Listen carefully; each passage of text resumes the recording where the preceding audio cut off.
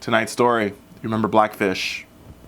Remember how much Blackfish hurt your heart when you watched it? It was a really sad movie. So, had you ever been to SeaWorld before you watched it? Yes, I've been to SeaWorld, Miami Sea Aquarium. I've seen all the orcas. They're all probably like Tilikum's kids. Yeah. I love SeaWorld, and then I was never been so sad and hated myself because I ever went there. Oh, Lord. So, our story now is Tilikum, the SeaWorld Shamu that they had that was killing multiple trainers that had to be set aside, but they were still breeding. So he was having baby orcas that were also violent and aggressive towards the trainers.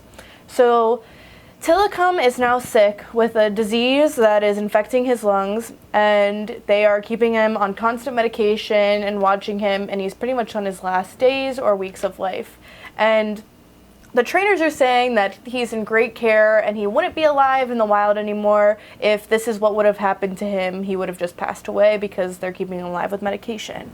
So this is kind of tearing me apart personally because it's frustrating because this animal probably would not have gotten this disease if he wasn't in captivity the way he was. Well, that's right. And the truth of the matter is, like, orcas live for like 104, 105 Yes. years, normally speaking. Yeah. But Tilikum has been through a lot of prodding and poking because his sperm has populated every sea-loving amusement park in the country and the globe. Yeah, and he's been at SeaWorld for 23 years, and I think he was somewhere else before that, so that probably puts him at about 30 years old, which is nothing in comparison to what normal orcas live at in the wild. Yeah, that's like a third of their lifespan. Yeah.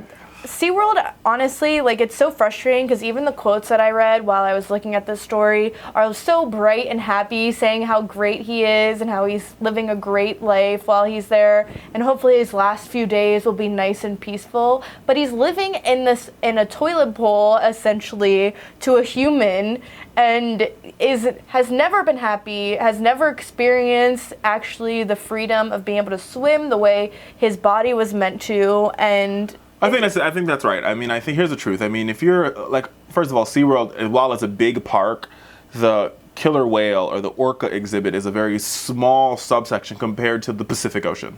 Yeah, or any ocean that... I mean, these animals are known for freely flowing and moving throughout the ocean. And interacting with each other, which is something that doesn't happen. And I don't know if our viewers have all watched Blackfish. I really recommend that you do. But one thing that came out of it is the fact that he had been aggressive his entire life, and he was raised solely in captivity, which is kind of a pro and a con because he had never experienced the outside world because you can't even associate that with his life. But at the same time, he never lived a life that he was supposed to live as an animal. Like, I mean, he literally lived his life in a cage. And he, don't get me wrong, I think Tilikum is responsible for the production of most of the species, most of the orcas that are now in captivity. Yeah. But he spent his whole life in captivity, and he's dying, even though, yes, he's dying of a lung disease, that probably is traced back to one being in captivity. Yeah, it's a bacterial infection, and that's hard to come by when you're living in an ocean. Yeah.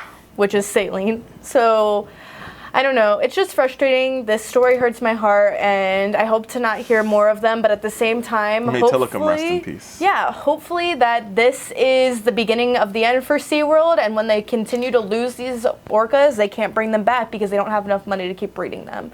And so, don't go to SeaWorld. Don't do it. That's my last piece of advice.